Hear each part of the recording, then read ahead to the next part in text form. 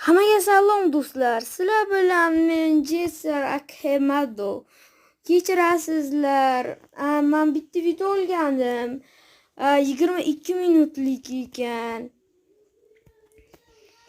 22 minutlik ekan. Shuning uchun uni tashlab bo'lmadi negadir.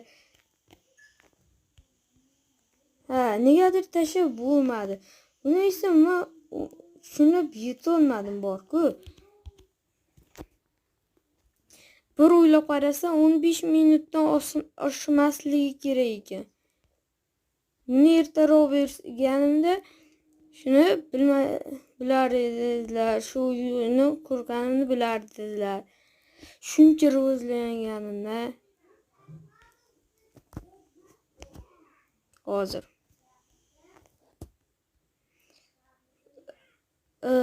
Nega?